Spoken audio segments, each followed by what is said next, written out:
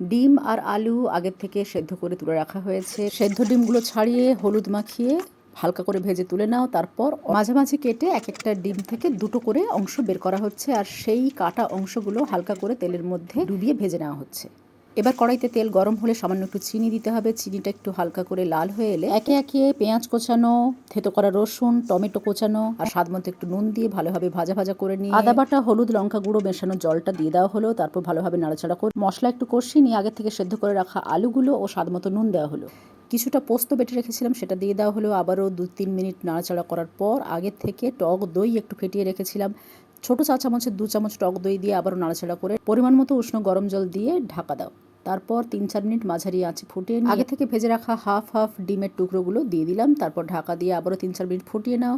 এবার তরকারি নামিয়ে নাও। তরকারি নামানোর পর ওপর থেকে সামান্য একটু ভাজা জিরে গুঁড়ো ছড়িয়ে দাও। রুটি বা গরম ভাতে খেয়ে দেখো।